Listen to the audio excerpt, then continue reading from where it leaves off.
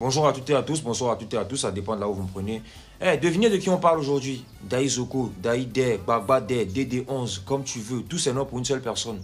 Vous l'avez bien deviné, aujourd'hui on parle de Didier Drogba et surtout de sa carrière en sélection. L'aventure avec les éléphants débute en juillet 2002 pour Didier Drogba. À l'époque, l'équipe était remplie de joueurs talentueux tels que Kolo Touré, Guel Tiresoa, Bonaventure Kalou, Diré Abdoulaye Junior, Didier Zokora ou encore Yapi Yapo. Didier, qui jouait à Guingamp depuis 6 mois en première division française, se voit convoqué par Robert Nouzaré pour un stage à Créteil. Et donc le 8 septembre de la même année, il fera ses débuts face à l'Afrique du Sud. Mais jusque-là, entre la Côte d'Ivoire qu'il a vu naître et qu'il a quitté très tôt d'ailleurs, mais dont il garde toujours les racines, et la France qu'il a vu grandir et devenir footballeur professionnel, Didier Drogba n'a pas encore fait son choix de sélection. La convocation pour ce match va donc l'obliger à choisir pour quel pays il veut vraiment jouer. En 2004, Drogba déclare « Si l'équipe de France m'avait sollicité, j'aurais dit oui ». Mais il y a toujours eu ce côté ivoirien chez moi, je me voyais plutôt porter le maillot ivoirien. 11 comme son numéro fétiche, le 11 février 2003, Drogba va inscrire son premier but lors de la victoire en match amical. Devinez face à qui? Face aux Lions indomptables du Cameroun. La Côte d'Ivoire gagne 3-0 et Drogba est titularisé. En 2005, comme tous les pays africains, Drogba et ses coéquipiers sont engagés dans les éliminatoires de la Coupe du Monde 2006 en Allemagne. Avant l'ultime journée, les coéquipiers de Samuel Eto'o étaient leaders de la poule avec 1 point de plus que la Côte d'Ivoire. Le Cameroun devait affronter les Pharaons du Caire,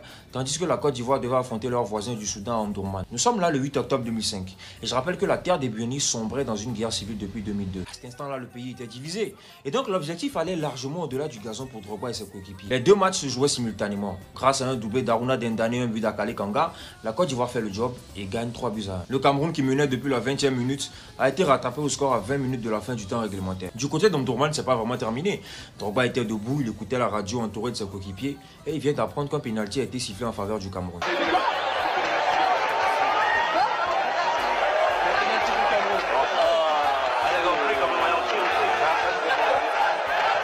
Pierre Woumé s'élance et rate le pénalty. À travers la radio, les ondes arrivent jusqu'aux oreilles des éléphants. C'est l'extase dans le camp ivoirien.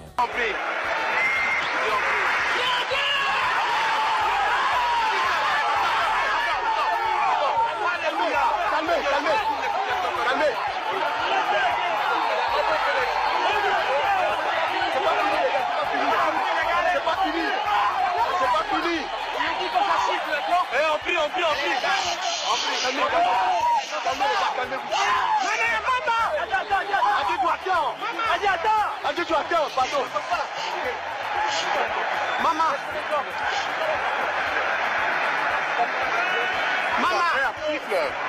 oh, tu vas siffler.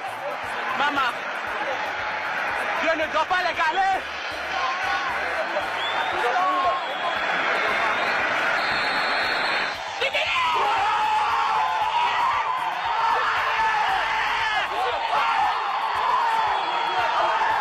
À cet instant-là, c'est tout le peuple ivoirien qui a mis de côté la situation politique du pays et l'instabilité qui y régnait depuis très longtemps. La plus belle satisfaction de ce jour aura lieu dans les vestiaires. C'est là-bas que Drogba va tenir un discours qui deviendra légendaire et changera la mentalité des politiciens du pays. Ivoiriens, Ivoiriennes, du nord et du sud, du centre à l'ouest. Vous avez vu, on vous a prouvé aujourd'hui que toute la Côte d'Ivoire peut cohabiter, peut jouer ensemble pour un même objectif, se qualifier pour le mondial. Vous nous avez promis que cette fête allait rassembler le peuple. Aujourd'hui, on vous demande, s'il vous plaît, on se met à genoux. Le seul pays de l'Afrique qui a toutes ses richesses ne peut pas sombrer dans la guerre comme ça. S'il vous plaît, déposez tous les armes. Faites des élections, organisez des élections. Et tout ira mieux. En 2006, la Côte d'Ivoire prend part à la Coupe d'Afrique des Nations en Égypte et affronte le pays hôte en finale. Malheureusement, les éléphants vont s'incliner au tir au but. C'est ce qui a vu Baki Koné rater sa cible et surtout Didier Drogba frappé par la malédiction des grands joueurs qui manquera son tir. Pour une première participation des éléphants en Coupe du Monde, ils vont sortir la tête haute avec 3 points après une victoire 3-2 face à la Serbie-Monténégro. Quant à Drogba, il termine la compétition avec un but marqué face à l'Argentine. Nous sommes en mars 2007 lorsque Drogba reçoit la distinction du Ballon d'Or africain, le trophée individuel le plus prestigieux pour un footballeur africain. À cet effet, il est invité par le président Laurent Gbagbo au palais présidentiel afin de lui présenter son trophée. Mais comme d'habitude, Daizoko surprend toujours. Il va encore lui faire une demande exceptionnelle. Je tiens à ma façon à œuvrer pour la paix en Côte d'Ivoire.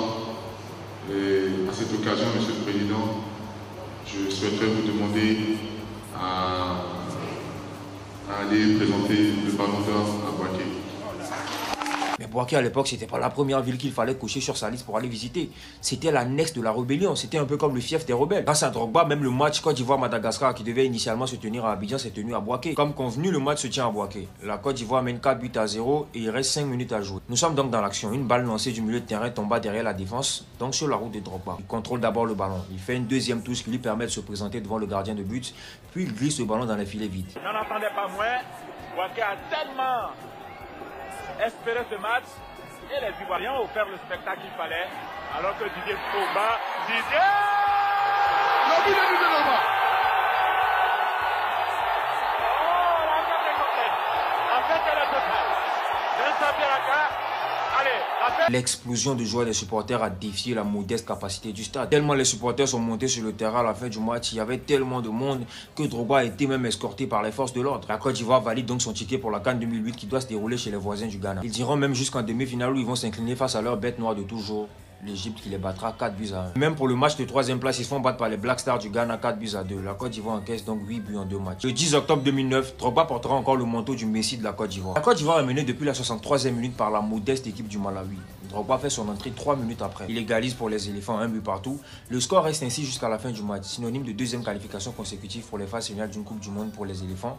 Et cette fois-ci, c'est dans le pays de Nelson Mandela. Pour le compte de la Coupe d'Afrique des Nations 2010, la Côte d'Ivoire qui s'est retrouvée dans une poule déséquilibrée par le forfait du Togo suite au drame de Cabinda, s'est donc incliné en quart de finale face à l'Algérie 3 buts à 2. Le 4 juin 2010, Drogba choque toute la population ivoirienne et tous ses fans lorsqu'il envisage déclarer forfait pour la Coupe du Monde 2010 après une blessure contractée la veille lors d'un match de préparation face au Japon. Pour l'amour du pays, pour l'amour de la patrie, il va se faire opérer et deviendra le premier Africain à marquer face aux Brésiliens. Après un long moment d'absence en sélection, il revient et signe un doublé face au Bénin, ce qui rapproche les éléphants de la qualification pour les phases finales de la Coupe d'Afrique 2012. Doté d'une défense très solide et de loin la meilleure de la CAN 2012, illustrée par un clean sheet jusqu'en finale, c'est face à la Zambie d'Hervé Renard que la Côte d'Ivoire va s'incliner au tir au but après un pénalty raté en cours de jeu de Didier Drogba. Même si au tir au but, Drogba a cette fois-ci gagné la bataille face au gardien zambien Kennedy Mouné. La malédiction frappe encore la génération dite dorée de la Côte d'Ivoire. Après la CAN 2012, le capitaine des éléphants annonce donc qu'il arrêtera sa carrière avec ces derniers après la Coupe d'Afrique des Nations 2013 et aussi le Mondial 2014 qui se déroulera au Brésil. Nous sommes en janvier 2013. Il prend part à la Coupe d'Afrique des Nations 2013 alors qu'il n'a pas joué en compétition officielle depuis novembre 2012. Son premier match sera jugé décevant. Le deuxième, il va commencer sur le banc face à la Tunisie. Et le troisième, il marquera son seul but de la compétition face à l'Algérie. La Côte d'Ivoire, malheureux finaliste en 2012, verra son parcours arrêté en quart de finale par les futurs champions de l'édition, le Nigeria. Drogba ne gagnera jamais de Coupe d'Afrique des Nations avec la génération dorée de la Côte d'Ivoire. À 36 ans, après 106 matchs joués et 66 buts marqués, le meilleur buteur de l'histoire des éléphants annonce donc sa retraite internationale. La Côte d'Ivoire finira donc par remporter la Coupe d'Afrique des Nations 2015 en Guinée équatoriale, mais cette fois-ci sans sa génération dorée. Mais force est de reconnaître que Didier Drogba a été d'une très grande importance dans cette victoire, puisque la génération qui a suivi s'est servi des expériences du passé, expériences qu'ont vécu les joueurs tels que Didier Drogba, Aruna Dendane ou encore Kanga Akale. Et quand on sait encore que dans cette équipe de 2015, il y avait des joueurs qui ont joué depuis 2006 avec Drogba tels que Kolo Touré, Yaya Touré ou encore Siaka Tiéné. Drogba, en dehors d'être une légende incontestée du football, c'est un symbole de paix. Ce qui lui a même valu d'être nommé en 2007 ambassadeur du programme des Nations Unies pour le développement. Il aurait eu un énorme impact sur la paix en Côte d'Ivoire pendant la période d'instabilité politique, un peu comme Doug Saga au niveau de la musique. Et donc merci à tous d'avoir suivi cette vidéo. Si tu as des choses à m'apprendre, si tu veux compléter mes connaissances, on se prend en commentaire. Merci à tous. Ciao.